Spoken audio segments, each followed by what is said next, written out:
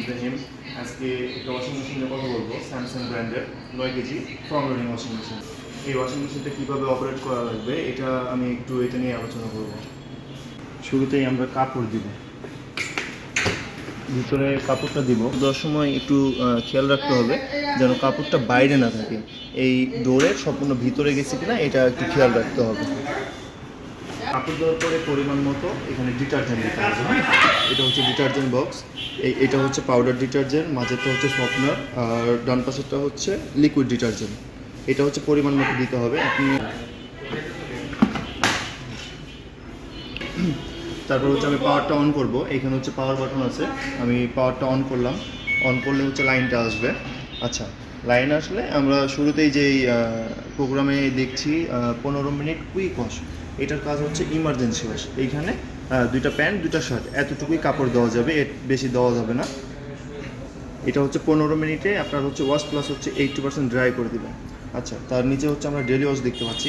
এইটার কাজ হচ্ছে প্রতিদিনের যে কাপড়গুলো দেখা যাচ্ছে আপনার প্যান্ট শার্ট সবগুলো একসাথেই দিতে পারবেন।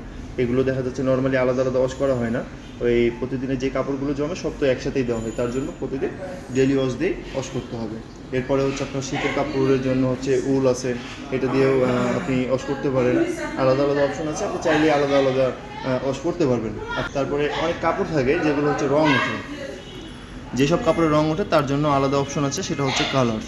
কালার্স দিলে হয় কি, এইটা হচ্ছে একটু কেয়ারলি আপনার কাপড়টা ওয়াশ করবে, কালারটা নষ্ট হবে না। আচ্ছা, তার নিচে হচ্ছে বেডিং যে অপশনটা, এটা হচ্ছে বেডশিট। এখানে একসাথে 2 পিস হচ্ছে চাদর আর 4টা হচ্ছে বালিশের কাভার দিতে পারবেন। পরে হচ্ছে আপনি যদি কটন কাপড় দিতে চান তাহলে আপনি আলাদাভাবে কটনে ওয়াশ করতে পারবেন। কটনের থেকে কটনের টাইমটা একটু বেশি নেবে। ড্রাম ক্লিন যেটা আছে, এই অপশনটা হচ্ছে ভিতরে যে ড্রামটা আছে এটা মূলত পরিষ্কার করবে। এইটার কাজটা হচ্ছে আপনার ভিতরটা পরিষ্কার করতে হবে না, এটা মাসে একবার করে দিতে হয় ড্রাম ক্লিন। এইটা সিলেক্ট করতে হবে, ভিতরে কাপড় থাকবে না, ডিটারজেন্ট দিবেন না, এইটা জাস্ট সিলেক্ট করে স্টার্ট দিয়ে দেবেন। এটার কাজ হচ্ছে ভিতরে যে ড্রামটা আছে এই ড্রামটাই পরিষ্কার করবে। এবার আমরা একটা ফিল্টার নিয়ে কথা বলবো, যেটা হচ্ছে আপনার অনেক সময় অনেক কাস্টমাররা বলে যে আপনার কাপড়ের সাথে চাবি কয়েন অথবা হচ্ছে কাগজ চলে যায় ভিতরে, ওইটা কোথায় থাকে এটা কিন্তু অনেকেই জানে না, অনেকেরই এটা অজানা। আচ্ছা, ওইটা নিয়ে আমরা একটু কথা বলবো। এই যে নিচে যদি আমরা এখানে দাঁড়াই, এখানে একটা পয়েন্ট হচ্ছে, এখানে হচ্ছে একটা ছোট একটা পাইপ আছে, হ্যাঁ, এটা বের করতে হবে। এখানে একটা গ্যাপ লাগানো হলে পানিটা এখান থেকে বের হয়ে আসবে। এখান থেকে ড্রামের পানিটা সম্পূর্ণ বের করার পরে এখানে যে ফিল্টারটা আছে এটা বাম দিকে ঘোরালে এটা খুলে যাবে, এটা খুলে আসবে। আপনার যে চাবি কয়েন অথবা হচ্ছে কাগজের টুকরোগুলো সব এখানে জমা থাকবে। এটা পরিষ্কার করতে হবে 3 থেকে 3.5 মাস পর পর একবার করে পরিষ্কার করলেই হবে। মেশিনে হচ্ছে 3টা কারণে এলবেন আছে, যেটা হচ্ছে ইরো।